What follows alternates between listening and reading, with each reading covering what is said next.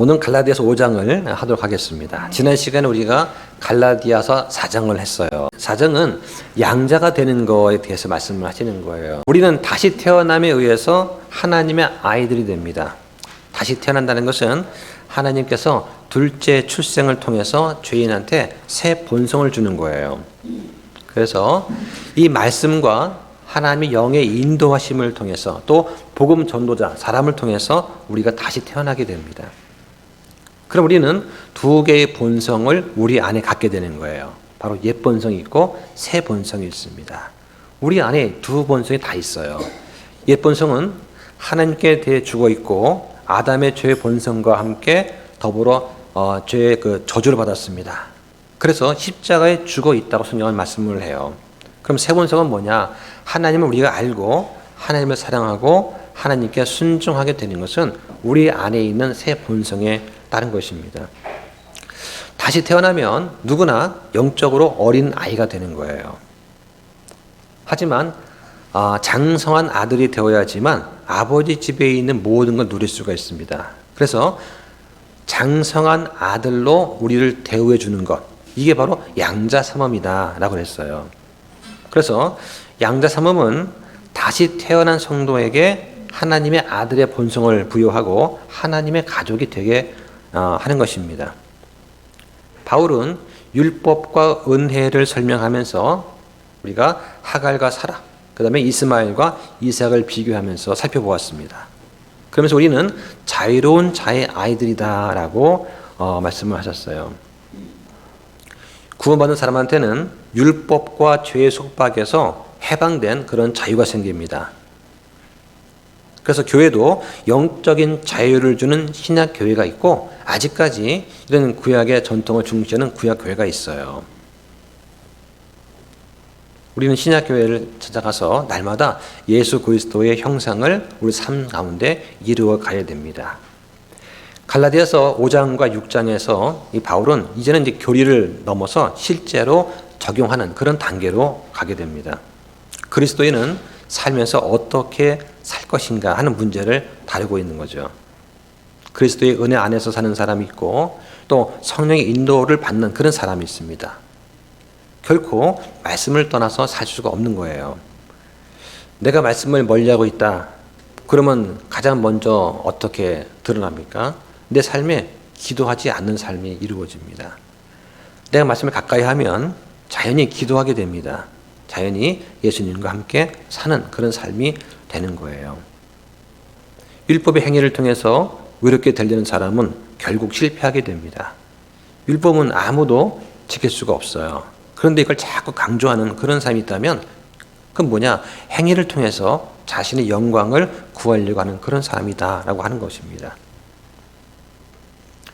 이렇게 은혜를 통한 그리스도인의 자유는 상당히 중요한 것입니다. 여기에는 성령님의 인도하심이 있어요. 그 인도를 따르면 그 열매로 자연히 나타나는 것이 있습니다. 바로 사랑으로 다른 사람을 섬기는 거예요. 결국 성령 충만한 사람은 사랑으로 다른 사람을 섬기는 사람인 것입니다. 섬기다는 것이 무엇이냐? 좀 더 직설적으로 표현하면은 내가 다른 사람의 종이 되는 거예요. 내가 해야 되기 때문에 하는 것이 아니라 기꺼운 즐거운 마음으로 하는 게 중요한 것입니다. 신실한 종은 내 주인이 뭘 원하는지 살펴서 알고 그의 필요를 채워주는 것입니다. 주인이 뭘 할 때까지, 뭘 원하는지 말을 할 때까지 일하지 않는 종은 무익한 종이죠. 그래서 우리 주영제 왔지만은 군생활 잘려면 어떻게 됩니까? 내 상급병이 뭘 원하는지 알아서 원하는 걸 미리미리 해서 움직이면 사랑받아요. 근데 시킬 때까지 가만히 있고 시켜도 모른 척하고 있으면은 그러면 이제 힘들게 되는 것이죠. 우리는 서로한테 유익한 종이 되어야 됩니다. 그리고 하나님께 신실한 종이 되어야 돼요. 이렇게 해서 성도는 하나님께 영광을 돌리며 살 수 있게 되는 것입니다. 자, 1절만 보실까요? 그리스도께서 해방의 자유로 우리를 자유롭게 하셨으니 그러므로 그 자유 안에 굳게 서고 다시 속박을 몸에 얽매이지 말라. 네. 자, 갈라디아서를 한마디로 말하면 율법에서 독립을 주장하는 독립선언서다. 혹은 독립의 대원장이다. 이렇게 말을 할 수가 있습니다. 그리스도인의 자유는 율법으로부터의 자유, 즉 율법의 정죄와 속박으로부터의 자유입니다. 이것은 로마서에서도 증거된 진리라고 할 수 있어요. 한번 찾아볼까요? 로마서 7장 6절을 보시죠. 우리를 붙들던 것 안에 우리가 죽었으므로 이제 우리가 율법에서 구출되었나니 이것은 우리의 영의 새로운 것으로 섬기고 글자의 낯선 것으로 섬기지 않게 하려 합니다. 네. 여기 보니까 우리를 붙들던 것이 있어요. 이게 무엇입니까? 율법입니다. 글자의 낡은 것 역시 율법을 말하는 거예요. 자, 율법에는 간음하지 말라, 살인하지 말라, 거짓말하지 말라 이렇게 하지 말라는 것이 365가지가 있습니다. 그리고 이걸 해라, 하라고 말하는 것이 248가지가 있어요. 그래서 총 613가지의 로 구성되어 있는 것이 율법입니다. 근데 우리는 하지 말라는 것은 하죠. 또 하라는 것을 하지 않으면서 죄를 짓습니다. 이게 인간의 본성이에요. 그런데 우리가 예수 그리스도를 믿는 그 순간에 계속해서 죄를 짓던 우리의 육신이, 옛사람이 십자가에 못 박혀 죽었습니다. 그 옛사람 육신이 죽었기 때문에 더 이상 율법이 우리를 향해서 무엇을 하라 하지 말라고 요구할 수가 없어요. 그래서 우리의 새 사람은 율법과 전혀 관계가 없습니다. 그런데 이 새 사람은 예수님과 결혼을 한 상태예요. 자, 이걸 잘 기억하셔야 됩니다. 구약 성경은 하나님과 백성과의 관계를 남편과 아내의 관계로 설명을 합니다. 신약 성경은 하나님과 성도의 관계를 신랑과 신부의 관계로 많이 묘사를 하고 있어요. 우리의 옛 남편, 육신이 옛 사람이 죽었습니다. 그래서 옛 남편과 나 사이의 관계를 관장하던 그 율법이 더 이상 힘을 쓰지 못하는 거예요. 내 안에는 하나님께서 지으신 영이 있습니다. 이거를 우리는 속사람이다라고 부르는 거예요. 그리고 겉에 있는 몸을 겉사람이라고 부릅니다. 그럼 내가 속사람을 따라 살까 겉사람을 따라 살까 하는 것에 따라서 우리의 삶의 질이 달라지는 거예요. 창세기 3장에서 아담과 이브가 죄를 졌습니다. 그 순간에 속사람인 영이 망가져 버렸어요. 그리고 그 기능을 상실하게 됐습니다. 그러면 그 사람의 혼은 겉사람인 육체와 들러붙어서 하나가 되었어요. 성경은 이렇게 하나가 되어버린, 붙어버린 혼과 몸의 결합을 가리켜서 결혼을 했다라고 표현을 합니다. 그럼 우리 안에 새 사람이 있고 또 예수님과 함께 결혼을 하게 되었습니다. 그런데 우리 새 사람이 예수님과 결혼하기 전에는 어땠습니까? 몸인 옛 남편과 결혼한 상태에 있었죠. 달라붙어 있었습니다. 그런데 이 옛 남편이 어떻습니까? 자꾸 우리 보고 죄를 짓게 합니다. 우리를 지배하는 거예요. 우리 안에 죄가 거하고 있었던 것이죠. 이 죄가 자꾸 나로 하여금 죄를 짓게 하고 나를 노예처럼 부려먹습니다.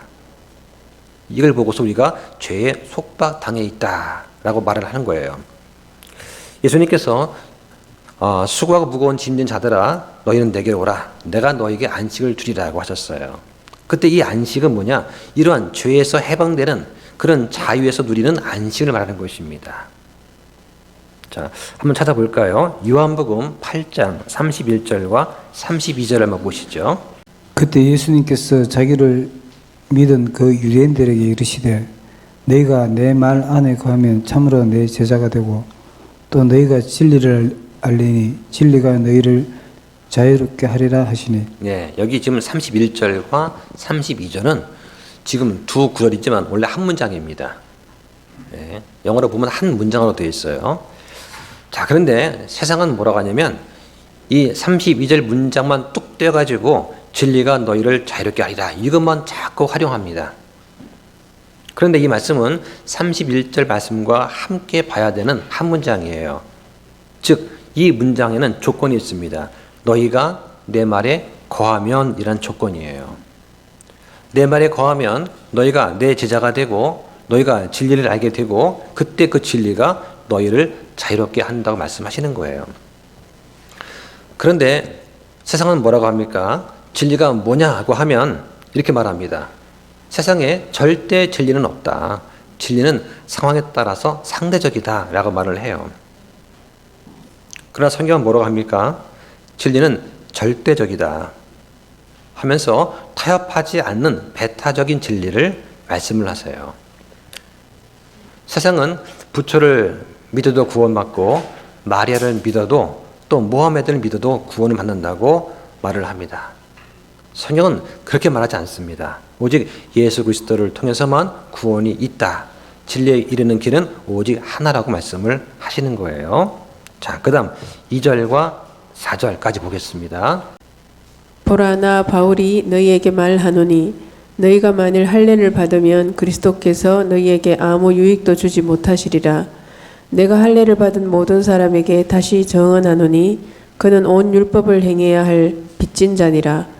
너희 중에 누구든지 율법에 의해 의롭다고 인정받은 자에게는 그리스도께서 아무런 효력이 없고 너희는 은혜에서 떨어져 나갔느니라. 네, 이 말씀도 좀 자세히 볼 것이 있습니다. 자, 지금 갈라디아 교회는 할례를 받아야 할 것인가 아니면 예수 그리스도로 만족할 것인가 하는 이 두 갈래길에서 있습니다. 다른 말로 하면 율법을 지킴으로 의롭게 될 것이냐 아니면 믿음으로 의롭다고 인정받을 것인가 하는 그 두 문제의 갈림길에 서 있어요. 2절에 만일 할례를 받으면 즉 다시 율법을 지키려고 하면 그것은 그리스도만으로는 부족하다라고 말하는 것과 같은 것입니다. 성경은 뭐라고 하십니까? 그리스도는 율법의 끝마침이 되신다라고 로마서 10장 4절에 말씀하세요.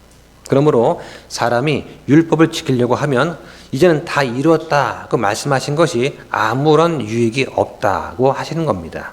3절에 할례를 지키는 자는 율법 전체를 지켜야 할 의무가 생긴다라고 또 말씀을 하세요. 한번 찾아볼까요? 야고보서 2장 10절과 11절 한번 보겠습니다. 누구든지 온 율법을 지키다가 한 조목이라도 어기면 모든 것에 유죄가 되나니 간음하지 말라 하고 말씀하신 분께서 또한 살인하지 말라 하고 말씀하셨으므로 이제 내가 비록 간음하지 아니하여도 살인하면 율법을 범한 자가 되느니라. 네. 자, 사람이 할례를 받는 것하고 예수 그리스도를 믿는 것은 같이 있을 수가 없습니다. 할례를 받는 것 그 자체가 나쁜 것이 아니라 할례는 옛 언약의 증표이기 때문이에요. 옛 언약은 율법을 통해서 맺어졌습니다. 그런데 이 율법의 요구 조건이 뭐냐? 하나님의 모든 법들을 다 행하라. 그러면 네가 살리라 하는 거예요. 바꿔 말하면 네가 율법을 다 지키지 못하면 영원한 저주 아래 있게 된다는 그런 뜻입니다. 사람이 할례 받는다는 것은 그가 율법 아래 속해서 율법을 다 지키겠습니다 하고 약속하는 것과 같다는 그런 말이에요. 여기에 은혜로 사는 것은 하나님을 의지하는 것입니다. 그리고 율법으로 사는 것은 내 힘을 의지하는 거예요. 그래서 할례를 받는 것은 뭘 의미하냐면 하나님 대신 내 육체를 의지하겠다 하는 그런 것과 같은 것입니다. 여기 4절에 율법으로 의롭게 된 자들이 누구냐? 바로 유대주의자들이에요. 이 사람들은 그리스도와는 무관한 사람들입니다. 여기 보니까 은혜에서 떨어져 나갔다 하는 그 말이 나옵니다. 이 말을 좀 잘 보시기 바랍니다. 여기서 너희는 누구입니까? 너희는 이미 구원받은 성도를 가리켜요. 그래서 은혜에서 떨어져 나간다 이 말은 구원을 상실한다는 의미가 아닙니다. 이 말은 은혜의 영역에서 벗어나서 이제는 은혜 플러스 육체의 행위의 단계로 들어가겠다라고 하는 그런 말이에요. 우리가 예수 그리스도를 믿음으로 의롭다고 인정받지 않고 율법을 행함으로 의롭다고 인정받으려고 한다면 그럼 뭐예요? 우리는 예수 그리스도와 무관한 자가 되는 것입니다. 다시 말해서 하나님의 은혜에서 떨어져 나가는 자가 된다는 그런 뜻이에요. 지금 이 갈라디아서의 주제는 뭐냐? 죄의 형벌로부터의 구원을 말하는 것이 아닙니다. 오히려 구원받았으니까 이제는 율법의 속박에서 벗어나서 은혜의 자유 가운데 거하라 하는 그런 호소를 할 수가 있어요.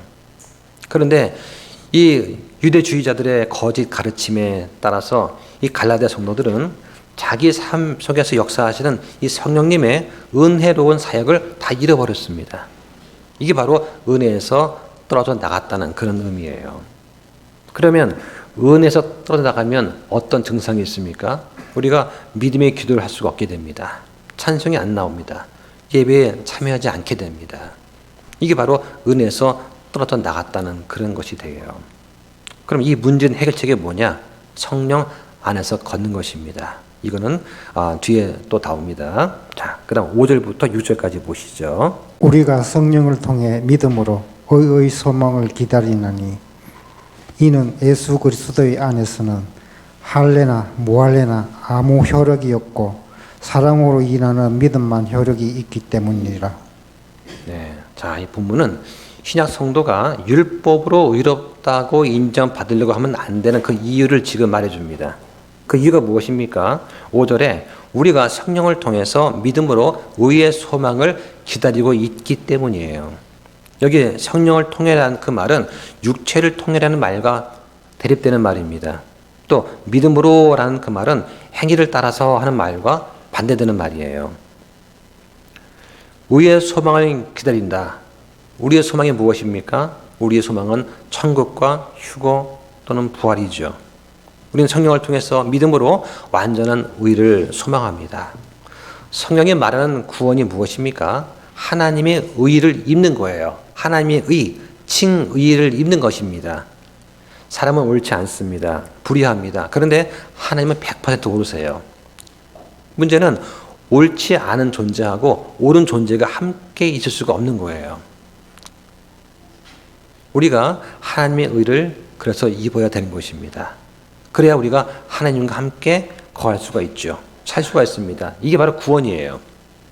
그래서 하나님의 왕국은 성령님 안에서 의와 화평과 기쁨이다 라고 말씀을 하시는 거예요. 그럼 어떻게 하나님의 의를 입을 수가 있습니까? 예수님께서 십자가에서 죽으시고 3일 안에 다시 일어나심으로 우리한테 의가 되신 거예요. 그 예수님이 하신 그 일을 믿는 사람은 의롭다고 인정받습니다. 칭의예요. 이게 의를 입는 것입니다. 그 나중에 심판석 앞에서 너는 의인이구나 하고 의인으로 인정받습니다. 또 영생 얻습니다. 그리고 하늘 왕국, 천국에 들어가게 되는 것입니다. 그래서 예수님 안에서는 할례도 무할례도 중요치 않고 오직 사랑으로 일하는 믿음만이 중요한 거예요. 그 믿음은 마음의 순종입니다. 그래서 믿음이 있다는 것은 사랑의 행위로 드러나게 되는 것이죠. 이게 성도의 삶이라고 말씀합니다. 자, 7절부터 9절까지 보겠습니다. 너희가 잘 달렸는데 누가 너희를 막아 너희가 진리에 순종하지 못하게 하더냐. 이렇게 설득하는 것은 너희를 부르시는 분에게서 나지 아니하느니라. 적은 누룩이 온 덩어리를 뜨게 하느니라. 너희가 잘 달렸는데 라고 합니다. 자, 처음 시작은 좋았는데 누군가가 나타나서 그들을 방해한 거죠. 달리기 게임 할 때는 오직 시민들만 참여할 수 있습니다. 그래서 이 갈라디아 성도들도 이미 구원받은 백성이죠. 구원받은 백성이 지금 믿음의 경주를 하고 있는 거예요. 다만 지금 경기장 내에 어려움이 생겼습니다. 바울이 처음 왔을 때는 예수님처럼 바울을 이 갈라디아 성도들이 맞이를 합니다. 그러니까 복음을 수용을 해요. 그리고 잘 달립니다. 잘 달리는데 누가 나타나서 다른 길로 가라고 설득을 하는 거죠. 8절에 이렇게 설득하는 그 사람은 누구냐? 너희를 부르시는 분에게서 나지 않았다. 즉 그리스도의 사람이 아니입니다. 복음의 진리와 반대되는 이런 권면은 주님께서 주신 권면이 아니에요. 우리는 사람의 권면을 성경 말씀과 잘 구분할 수 있어야 됩니다. 왜냐하면 잘못된 권면은 누룩과 같기 때문에 그렇습니다. 9절에 적은 누룩이 온 덩어리를 뜨게 한다고 말씀합니다. 성경에서 누룩은 죄를 나타내는 거예요. 출애굽기 12장에 6월절 다음 날이 무교절입니다. 무교절은 말 그대로 무교, 누룩이 없다는 거예요. 그런데 교리에 누룩이 있습니다. 바리새인과 사두개인들의 누룩이 있어요. 이 누룩은 어떻게 됩니까? 결국에는 온 덩어리를 뜨게 만들죠. 율법주의와 교리의 교만이 들어가면 다른 사람의 영성을 비방하게 됩니다. 결국 파멸이 일으키게 되는 거예요. 그래서 교회에 그 누룩이 아예 들어오지 않게 막아야 됩니다. 그리고 교회 내에서 그 발견이 되면 그 누룩이 퍼뜨리지 못하게 내쫓아야 되는 것입니다. 자, 10절 보겠습니다. 나는 주를 통해 너희에 대하여 확신하되 너희가 조금도 다른 생각을 품지 아니할 줄을 확신하노라. 그러나 누구든지 너희를 어지럽히는 자는 자기의 심판을 담당하리라. 네, 지금 바울이 갈라디 성도 옆에 있다면 어떨까요? 네. 그럼 아마 이런 이단들이 들어오지 못하게 처음부터 막았겠죠. 근데 없어요. 멀리 지금 바울은 어디 감옥에 묶인 상태입니다. 이 상태에서 그 갈라디 성도들을 직접 만나지 못한 상태에서 편지로 권면을 하고 있는 거예요. 지금 이단이 갈라디아 교회 안에 들어왔습니다. 그리고 심각한 탈선이 발생을 했어요. 이 바울은 사랑하는 교인들이 복음의 진리와 배치되는 다른 생각을 품지 아니할 줄 지금 확신했다고 말을 하는 거예요. 아이들은 부모가 믿는 만큼 성장한다고 하죠. 지금 바울의 확신은 성도들이 그럴 거라고 지금 믿고 있는 것입니다. 예수님께서는 내 양들은 내 음성을 듣고 나는 그들을 알고 그들은 나를 따른다고 말씀하셨어요. 이 갈라디아 교인들이 참으로 예수 그리스도의 양들이라면 사도 바울이 강조하는 이 바른 복음 진리에 귀를 기울일 것이다 하는 거예요. 그런데 문제는 이 사람들이 어지럽힌 자들, 그런 이단 교리를 가르치는 그런 자들한테 홀깃한 것이죠. 그런 자는 결국 심판을 당한다고 말씀을 하십니다. 자, 11절과 12절 보겠습니다. 형제들아, 나 곧 내가 아직 할례를 선포하고 있다면 어찌하여 아직도 핍박을 받고 있겠느냐? 내가 아직도 그리하고 있다면 십자가에 걸려 넘어지게 하는 것이 그쳤으리라. 나는 너희를 어지럽히는 자들이 아예 잘려나가기를 원하노라. 네, 사도 바울은 할례를 선포하지 않았습니다. 오직 바른 복음 진리를 전했어요. 그것 때문에 지금 핍박을 받았어요. 가는 곳마다 유대인들의 반대가 있었습니다. 바울이 이런 것에 대해서 자유로고 싶었다면 할례, 율법 다 좋다라고 하면 될 것이었죠. 만약 바울이 할례를 선포했다면 핍박을 받지 않았을 거예요. 그런데 이 바울은 핍박을 피하려고 진리를 변절시키거나 잘못된 사상과 타협하지 않았습니다. 이 진리에 관한 바울은 배타적이었어요. 그만큼 이 문제는 중요했습니다. 알 것과 가라지는 분명히 구별이 될 것입니다. 이 갈라디아 교회에 들어온 거짓 교사들은 참 교회에 속한 자들이 아니었습니다. 여기 12절 보세요. 잘려나가기를 원한다. 이것도 많은 오해가 있는 구절입니다. 이 말은 모임에서 공동체 그 교회에서 아예 끊어지기를 원한다는 그런 말이에요. 이 구절에서 바울은 그것 성도들이 아니라 그들을 어지럽히는 자들, 즉 할례주의자들이 잘려나가기를, 즉 교제에서 단절되기를 원했어요. 이 구절입니다. 여기에 사용된 영어 단어가 cut off라는 단어예요. 성경에 이 단어가 6번 나옵니다. 한번 찾아볼까요? 마가복음 9장 43절, 45절 한번 보시죠. 자, 기니까 제가 발췌해서 한 부분만 읽을게요. 자, 43절에 보니까 만일 내 손이 너를 걸려 넘어지게 하거든 그것을 잘라내라. 여기서 걸려 넘어지게, 즉 죄를 범하게, 실족하게 같은 말이죠. 만들면 그것을 잘라내라. 이 잘라내라가 컷오프예요. 자, 또 45절에 만일 내 발이 너를 걸려 넘어지게 하거든, 죄를 범하게 하거든, 실족하게 하거든 그것을 잘라내라고 합니다. 자, 또 볼게요. 요한복음 18장 10절 보시죠. 요한복음 18장 10절에 보면 그때 시몬 베드로가 칼을 가졌으므로 그것을 뽑아 대제사장의 종을 쳐 그의 오른쪽 귀를 뱉는데 그 종의 이름은 말고더라. 여기에 벤다는 말이 나오죠. 예, 잘라버리는 겁니다. 이게 컷오프예요. 자, 또 26절에 보니까 대제사장의 종들 중 하나는 베드로가 귀를 벤 사람의 친족이었는데 그가 이르되 내가 그 사람과 함께 동선에 있는 것을 내가 보지 아니하였느냐. 여기도 벤다는 말이 있습니다. 이게 컷오프예요. 자, 하나 더 보겠습니다. 사도행전 27장 32절 보시죠. 그때 군사들이 거룻배의 밧줄을 끊어 그것을 떨어뜨리니라. 여기 끊는다는 말 나오죠. 그래서 이 바울을 로마로 호송하는 과정에 태풍이 불었습니다. 그래서 배가 전복될 위기에 처하니까 그 노예들이 도망칠까봐 이 거룻배를 잘라가지고 노예를 못 도망가게 만드는 그런 과정이에요. 여기서 끊는다는 말, 이게 컷오프입니다. 이렇게 6번 사용이 되어 있어요. 그러니까 잘려나가기 원한다, 잘려다 그 말은 이 컷오프라는 말이에요. 그러니까 그 거룩한 교회 공동체를 어지럽히는 할례주의자들, 율법주의자들이 그 거룩한 공동체에서 아예 잘려져 나가기를, 분리되기를, 끊어지기를 원한다는 그런 뜻입니다. 이 단어를 개역성경은 어떻게 번역했냐면 너희를 어지럽게 하는 자들은 스스로 베어버리기를 원하노라. 그런데 여기서 베어버린다는 그 단어의 영어 단어가 컷오프가 아니라 이메스큘레이트는 단어예요. 이게 뭐냐면 거세한다는 뜻입니다. 내시가 된다는 그런 뜻이에요. 이 말은 이방인 신을 섬기는 고대 종교 중에서 어떤 사제들이 스스로 거세하는 것이 그 종교의 관습이었던 거예요. 예. 그 거세한다는 단어를 쓴 거예요. 여기서는요. 그런 사람 중에 오리겐이라는 인물이 있습니다.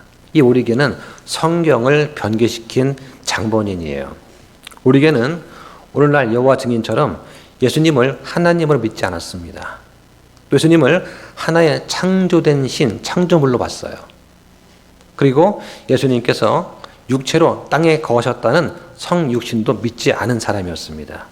또 오리겐은 아주 금욕적인 그런 삶을 살았습니다. 신발을 신지 않고 맨발로 걷고 맨 땅에서 잠을 잤어요. 그리고 스스로 거절을 했습니다. 왜냐? 영지주의자였던 이 오리겐은 고행을 통한 구원이라고 하는 자기의 교리를 지지하기 위해서 성경을 변개시키면서 자신의 몸에도 이러한 일을 행했습니다.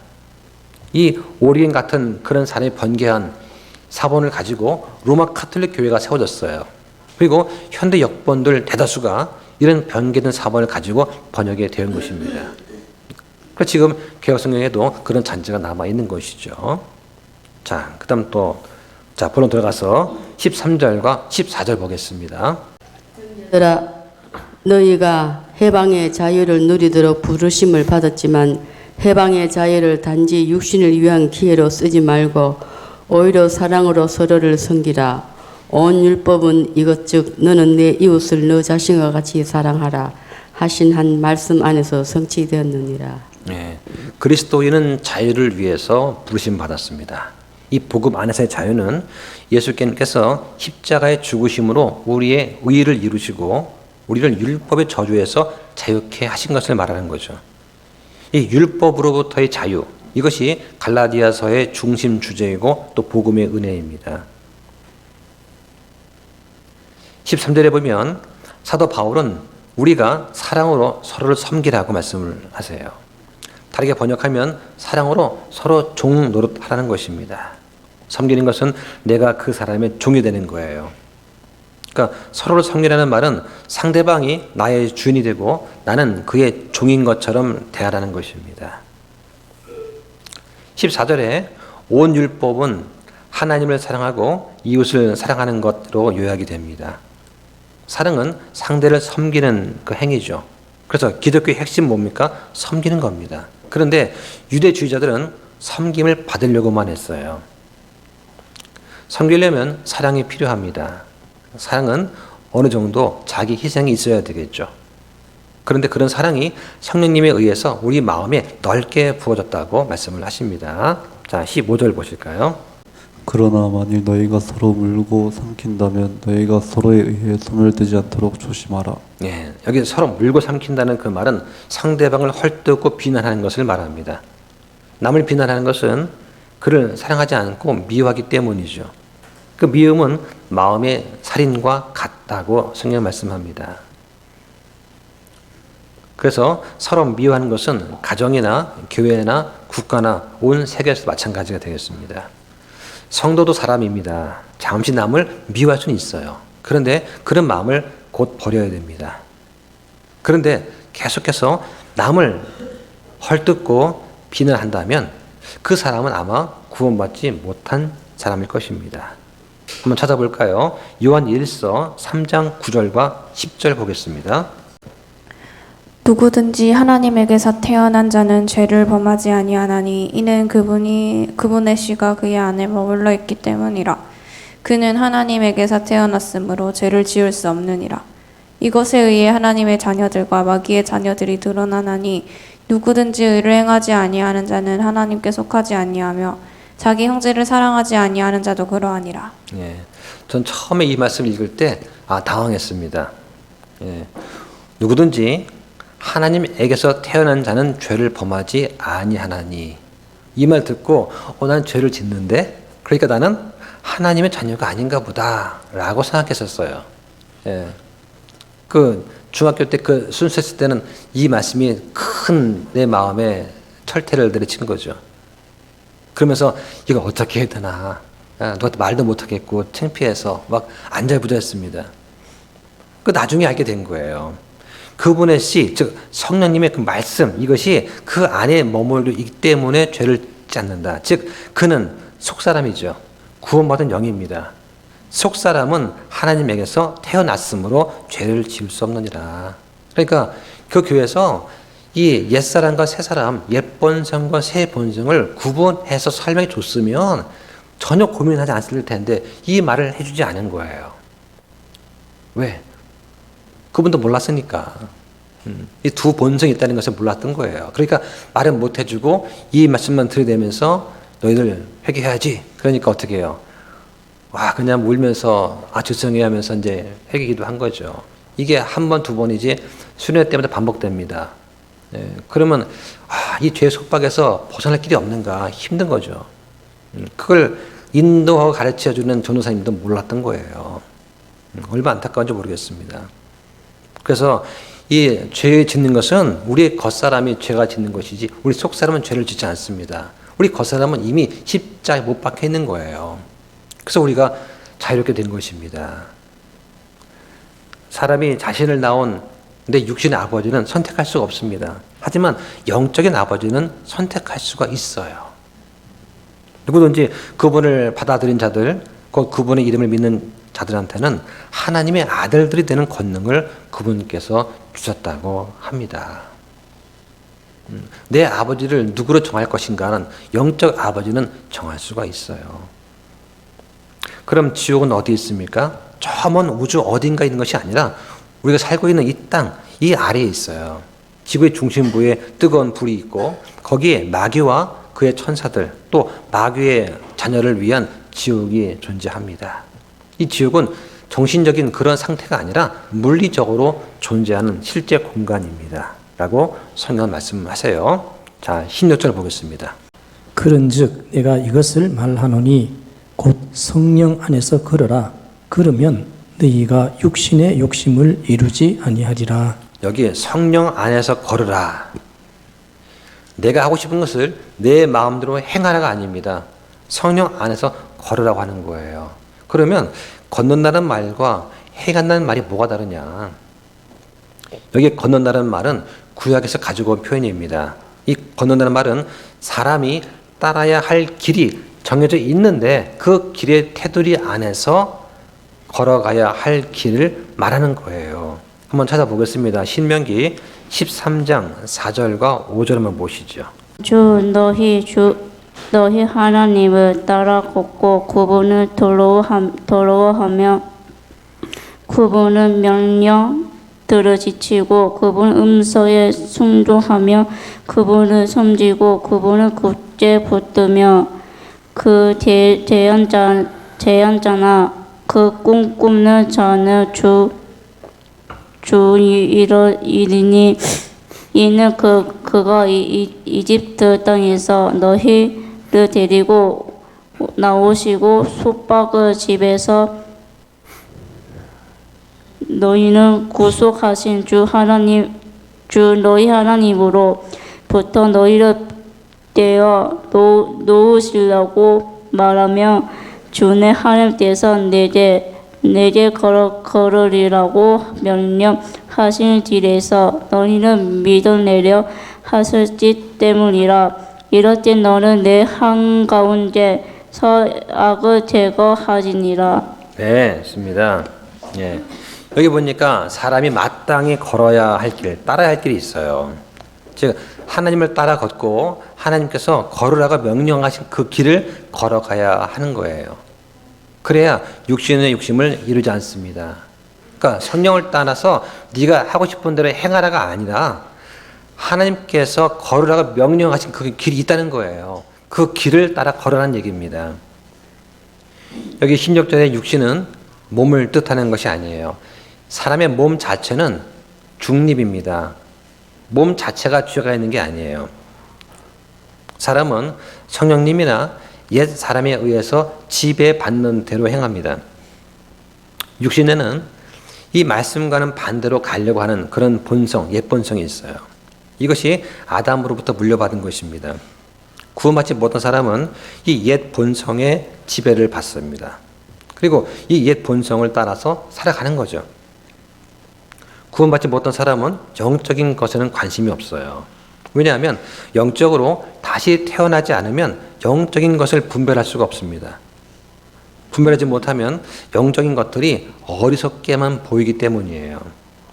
결국 TV에서 광고하는 대로, 세상에서 다른 사람들이 하는 대로, 그 유행하는 방식대로, 그 패션대로 따라가는 겁니다. 자, 그 다음 17절 보겠습니다. 육신은 성령을 대적하여 욕심을 부리고 성령은 육신으로 대적하나니 이들 둘이 서로 반대가 되므로 너희가 원하는 것들을 너희가 할 수 없는 일이라. 네. 자, 여기 보니까 육신과 성령은 서로 반대입니다. 좋아하는 게 완전히 달라요. 옛사람과 새사람이 우리 안에 있습니다. 그러니까 서로 좋아하는 게 다르니까 어떻게 됩니까? 우리 안에서 끊임없는 갈등이 있는 거예요. 구원받으면 심각한 갈등이 생깁니다. 구원받지 못한 사람은 이런 갈등이 없어요. 그러니까 내 안에서 매일매일 갈등이 있고 후회가 있고 또 죄에 대한 자백이 있고 이게 성도의 삶입니다. 이게 없는 사람은 구원받지 못한 사람이에요. 그럼 육신이 강하면 어떻게 됩니까? 올바른 것들을 할 수가 없게 되는 거예요. 그래서 사도 바울은 이렇게 고백을 하는 거죠. 한번 찾아볼까요? 로마서 7장 15절부터 17절까지 보시죠. 내가 행하는 것을 내가 인정하지 아니하노니 이는 내가 원하는 것 그것은 내가 행하지 아니하고 내가 미워하는 것 그것을 내가 행하기 때문이라. 그런즉 만일 내가 원하지 아니하는 그것을 내가 행하면 율법이 선하다는 사실에 대하여 내가 율법에 동의하노니 그러면 이제는 그것을 행하는 자가 더 이상 내가 아니요 내 안에 거하는 죄니라. 네, 여기 내가 여러 번 나옵니다. 자, 15절에 보서 자, 내가 행하는 것을 내가 인정하지 아니하노니 이는 내가 누구죠? 속사람이죠. 속사람인 내가 원하는 그것은 내가 겉사람인 내가 행하지 아니하고 내가 속사람인 내가 미워하는 것은 그것을 내가 겉사람인 내가 행하기 때문이다. 이렇게 우리 안에 옛사람과 새사람의 갈등을 하는 것입니다. 그래서 10절에 그것을 즉 속사람이 원하지 않는 그것을 행하는 자는 내가 아니요 내 안에 거하는 죄니라.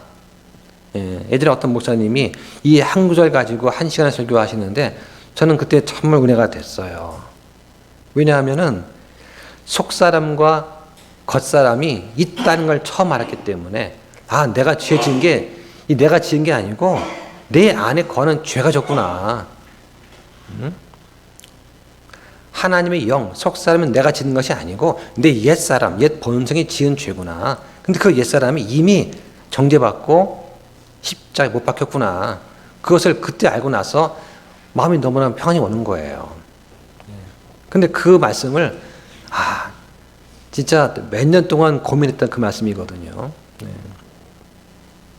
자, 18절 보겠습니다. 그러나 너희가 성령의 인도를 받으면 율법 아래 있지 아니하리라. 자, 여기 너희는 구원받은 성도입니다. 구원받은 자, 즉 다시 태어난 사람, 예수 그리스도를 믿는 사람은 성령을 받았습니다. 그분의 인도하심을 받는 그런 사람이에요. 그래서 이 구원받은 성도가 성령의 인도하심을 받아 산다면 그는 율법 아래 있지 않다고 말씀을 하시는 거예요. 로마서 8장 14절에 하나님의 영으로 인도받는 자들은 다 하나님의 아들들이라고 말씀을 하십니다. 우리는 그래서 성령님의 도우심을 항상 구하고 따라야 합니다.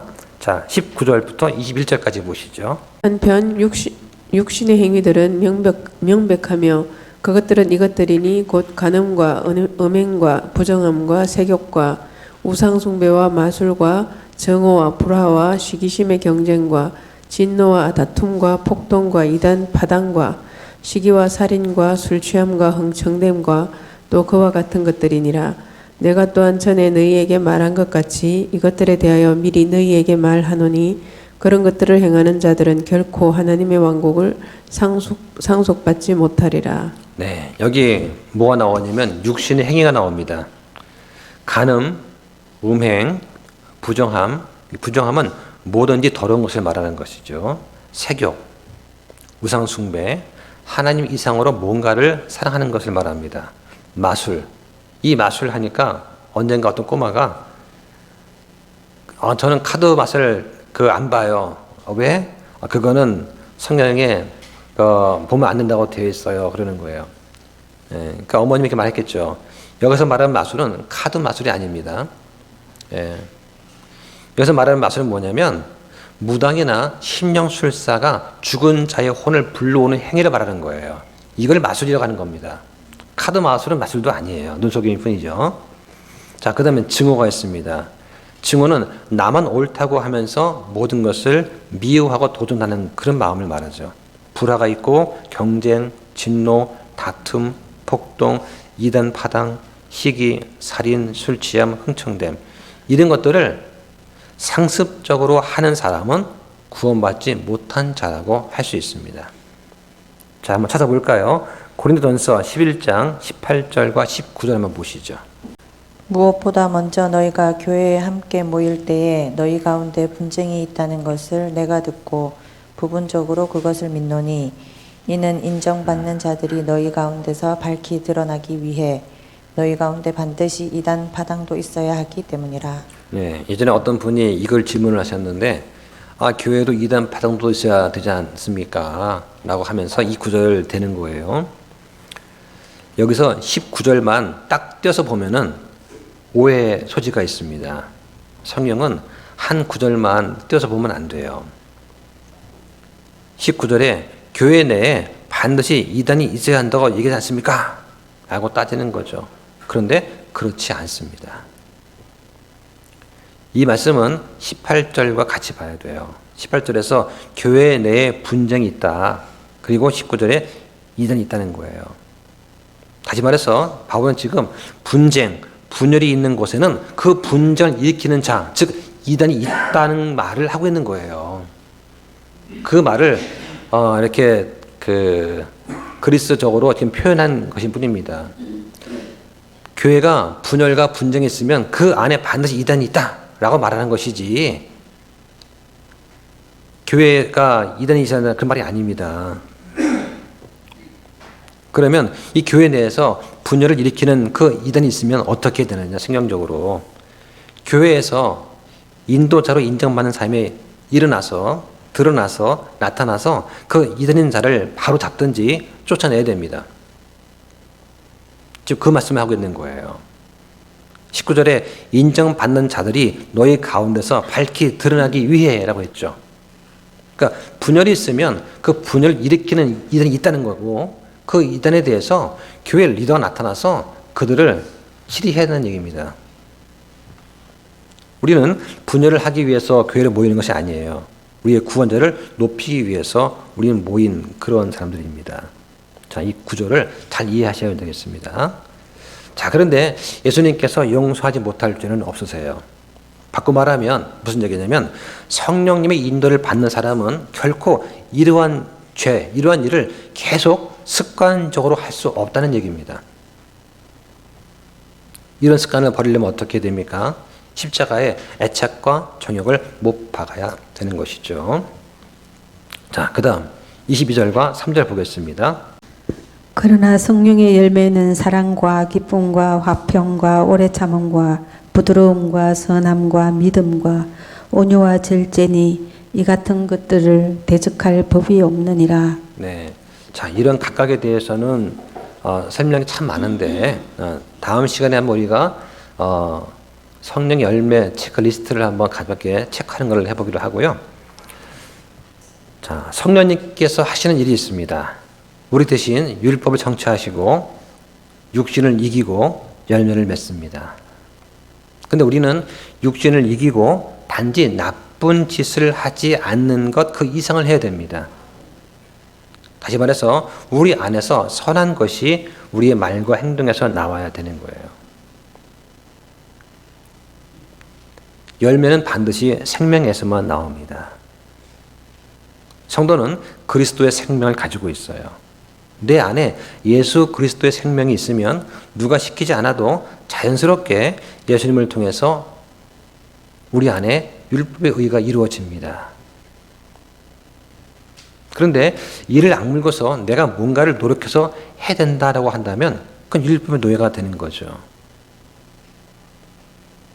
성경에서 말하는 열매는 어떤 것이 있냐? 성경의 열매는 300번 이상 나옵니다. 신약에도 한 100번 이상 나와요. 대표적인 것이 성경에 첫사람 아담과 이브가 있습니다. 이 선과 악을 알게 하는 나무 열매를 먹음으로써 죄를 줬습니다. 또 열매는 태 열매라고 하고 또 허리 열매란 말이 있고 내 몸의 열매라는 말이 있어요. 그래서 사람의 후손, 자식을 말할 때 열매라는 말을 씁니다. 또 사람들이 자기 길의 열매를 먹는다 하는 말처럼 열매는 어떤 결과를 체험한다는 뜻도 있습니다. 자랑하는 것은 거만한 마음의 열매다 하는 말씀도 있고요. 성령의 열매는 그리스도인 안에서 성령님께서 하시는 은혜로운 결과물이에요. 자, 뭐가 있는지 몇 개만 찾아보겠습니다. 자, 먼저 로마서 1장 13절 한번 보시죠. 형제들아 이제 나는 너희가 이것을 모르기를 원치 아니하노라. 즉 내가 다른 이방인들 가운데서 열매를 얻은 것 같이 너희 가운데서도 어떤 열매를 얻기 위해 여러 번 너희에게 가려고 계획하였으나 지금까지 방해를 받았느니라. 네, 성도들을 구원하는 것 열매입니다. 그래서 교회에 성도가 많아지는 이유가 전도를 하고 가르쳐서 성도가 열매를 많이 맺는다. 그러니까 성도가 늘어나는 것이죠. 그래서 불신자에서 성도를 나가는 것, 이것도 열매입니다. 자, 또 있습니다. 로마서 6장 22절 보시죠. 그러나 이제는 너희가 죄에서 해방되고 하나님께 종이 되어 거룩함에 이르는 너희의 열매를 얻었는데 그 끝은 영존하는 생명이니라. 예, 거룩한 생활, 거룩함에 이르는 거룩한 생활을 하는 것도 바로 성령님의 열매입니다. 자, 또 볼까요? 로마서 15장 26절부터 8절까지 보시죠. 이는 예루살렘에 있는 가난한 성도들을 위해 얼마를 기부하는 일이 마케도니아와 아가야 사람들을 기쁘게 하였기 때문이라.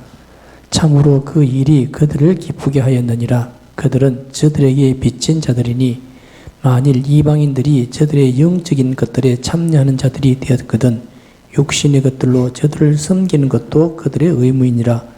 그러므로 내가 이 일을 이행하고 이 열매를 봉인하여 저들에게 준 뒤 너희에게 들러 스페인으로 가리라. 예, 여기서 말하는 것은 성도들의 헌금을 말하는 것입니다. 사랑의 헌금을 모아주는 것, 이것도 성령의 열매라고 하고 있어요. 자, 그 다음에 좀 뒤로 가서 골로새서 1장 10절을 보시죠. 주께 합답하되 걸어 정적으로 그분을 기쁘게 하며 모든 성한 일에 열매를 맺고 하나님을 아는 자 지식을 면에서 자라나며. 네, 선한 열매 맺는 것, 선한 행위를 말하는 것입니다. 성도가 되어서 선한 일, 하나님 기쁘시는 그 일을 하는 것도 성령 열매예요. 자, 하나 더 보겠습니다. 히브리서 13장 15절 보시죠. 그러므로 우리가 그분으로 말미암아 계속해서 찬양의 희생을 하나님께 드리자. 그것은 곧 그분의 이름에 감사드리는 우리 입술 열매이니라. 네, 하나님께 찬양과 감사를 드리는 것, 이것도 열매입니다. 그죠? 그러니까 찬양하는 것, 선한 행위하는 것, 헌금, 거룩한 생활, 성도들을 구원하는 것, 이게 다 성령의 열매예요. 성령님이 아니시면 이 일을 할 수가 없다는 거예요. 자, 이거 이외에도 갈라디아서 5장에 보면은 성령의 열매가 9가지 나오죠. 이건 성품의 변화를 말하는 것입니다. 많은 사람들이 성령님의 선물을 갈구합니다. 대개 뭐 방언이나 뭐 대언이나 뭐 심의 은사 이런 것들을 간구를 하죠. 그런데 그러한 것보다 열매를 갈구해야 됩니다. 여기 나오는 성령 열매는 열매들이 아니라 열매입니다. 이걸 좀 기억하셔야 돼요. 즉 9가지지만 9가지가 따로 열리는 것이 아니라 한 열매예요. 비유하자면 자, 귤이 있습니다. 귤을 껍질을 까면 그 안에 한 몇 개가 들어있지 않습니까? 그렇죠? 예. 이것처럼 한 속에 9가지의 특성이 들어있는 걸 말하는 거예요. 예.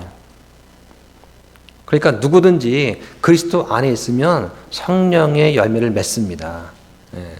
맺는 거예요. 다만 껍질을 딱 깠는데 어떤 사랑이란 열매는 좀 묵직하고 그 다음에 그 안에 온유란 열매는 좀 약하고 그럴 수는 있겠죠. 예. 근데 없을 수는 없는 거예요. 다 있습니다. 예. 좀 약하고 강하고 차이점이죠. 우리 다음 시간에는 어떤 게 강하고 약한 것인가 좀 체크할 거예요. 자, 대략적으로 사랑이 있습니다. 사랑은 나머지 8가지 열매의 그 기초가 되는 것입니다. 그래서 하나님 사랑과 성도를 사랑하는 것, 이웃 사랑을 다 포함하는 것이 되겠죠. 기쁨이 나옵니다. 기쁨이 2가지가 있어요. 해피니스가 있고 조이가 있습니다. 차이가 뭐냐? 그 기쁨의 근원이 바깥에 있느냐, 내 안에 있느냐 차이점이에요. 네. 그래서 뭐 내가 원하던 어떤 것이 당첨이 되었습니다. 그러면 기쁨의 원이 밖에 있는 거죠. 이건 해피한 거예요. 그런데 그리스도로 인해서 내 안에서부터 잔잔히 흘러나오는 기쁨이 있습니다. 이건 조이예요. 내적인 기쁨. 여기서 말하는 기쁨은 내적인 걸 말하는 거예요. 또 화평이 있습니다. 마음의 평안도 있고요. 그리스도 안에서 하나님과 화평하는 것도 있고요. 또 사람들 가운데 화목한 것이 있습니다. 오래 참는 것이 있어요. 부드러움이 있습니다. 부드럽다는 것을 그 젠틀리스라고 합니다. 신사는 영어로 뭐라 합니까? 젠틀맨이죠. 다윗이 이런 말을 합니다. 시편 18편 35절에 주의 부드러움이 나를 크게 만드셨사오며 라고 하죠. 부드러움은 친절한 것입니다. 다윗이 기도할 때마다 하나님이 귀를 기울이시고 일일이 그 기도에 응답을 하세요. 이걸 친절이라고 하는 것입니다. 이걸 관대하다라고 말을 하는 거죠. 우리가 교회에서 어떤 형제자매가 얘기를 하면 잘 들어주는 겁니다. 들어주는 것도 친절한 거예요. 듣고 싶지 않아도 들어주는 것이 친절한 겁니다. 이게 부드러움이라고 하는 거예요. 선함이 있습니다. 남한테 해를 끼치지 않고 유익을 주는 그런 것이죠. 믿음이 있습니다. 개혁성경은 이걸 충성으로 번역을 했어요. 이 믿음은 사람의 모든 영역에서의 믿음, 즉 신실함을 말합니다. 믿음이 충만해서 믿을 만한 상태가 되는 걸 말해요. 또 온유가 있습니다. 온유가 뭐냐? 이걸 벽돌하고 물로 비유할 수가 있습니다. 벽돌에다가 돌을 던지면 탕 튕겨 나갑니다. 근데 물에 던지면 퐁당하고 빠져버리죠. 그리고 다시 원상태 복구합니다. 온유는 그런 거예요. 누가 자극을 줬을 때 탕탕 튕겨내지 않고 그냥 스포니처럼 받아들이는 겁니다. 이게 온유한 거예요. 왜냐? 그 온유한 이유는 하나님께서 대신 해주실 것을 믿기 때문에 내 억울함과 내 원수를 내 갚지 않는 것, 그 온유한 것입니다. 그렇다고 해서 이 온유함은 연약한 것이 아니에요. 권위와 힘을 바르게 사용하는 것입니다. 그래서 쉽게 상처받고 마음에 오래 품는 사람이 있습니다. 이 사람은 온유한 게 아니에요. 왜냐? 어떻게 나한테 이럴 수가 있나 하면서 속에 부글부글 한다면 그 사람은 온유한 사람이 아닙니다. 그 이유는 자신을 높게 평가하기 때문에 그런 거예요.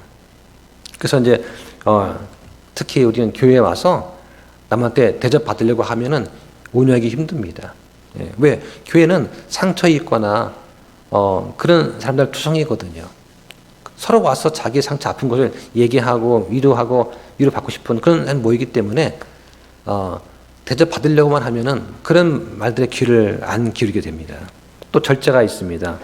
이 절제는 영어로 셀프 컨트롤이 아니고 스피릿 컨트롤이라고 할 수 있어요.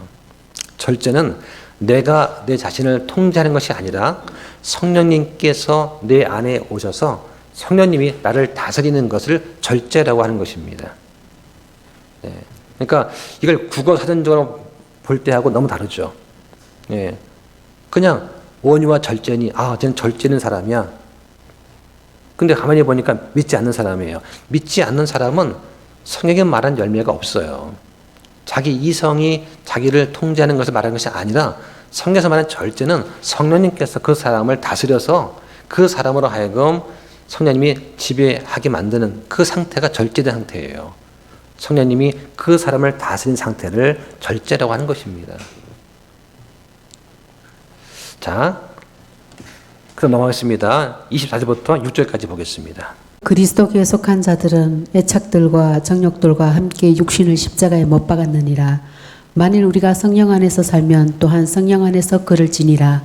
우리가 헛된 영광을 구하여 서로 노엽게 하거나 서로 시기하지 말지니라. 예, 여기 애착과 정욕, 이것은 죄악된 감정, 욕심을 말하는 것입니다.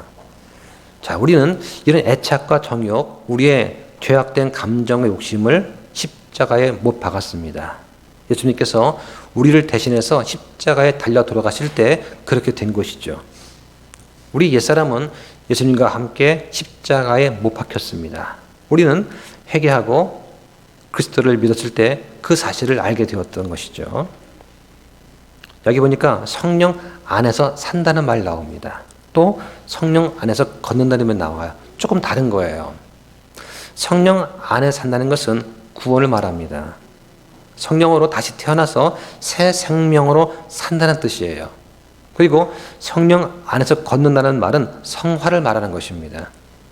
성령의 감동과 인도하심을 따라서 우리가 말씀대로 순종하며 살아가는 과정, 이게 걷는 거예요. 이건 성화입니다. 좀 구분해서 생각하면 좋겠습니다. 그래서 구원 받았으면 여기에 만족하지 말고 성화하라는 거예요. 말씀 안에서 계속 성장해 나가라는 그런 말씀이 되겠습니다. 또 여기 보니까 서로 노엽게 하거나 시기하지 말라고 하는 겁니다. 성령의 열매는 누구를 위한 것입니까? 나의 만족, 나를 위한 것이 아니라 다른 사람을 위한 것이에요. 그래서 다른 사람을 섬기는 데 필요한 것이 성령의 열매입니다. 저 사람은 성령 열매가 많이 맺혀 있어. 이거는 저 사람은 다른 사람을 너무나 잘 섬겨. 너무나 남을 잘 사랑해. 이 얘기거든요. 성령의 열매가 풍성한 사람이라고 하는 것은 다른 사람을 잘 섬긴다는 그런 거라고 하는 것을 잘 기억을 해 보시기 바랍니다. 이걸 통해서 주님께 영광을 돌리시기 바랍니다. 자, 기도 마치겠습니다.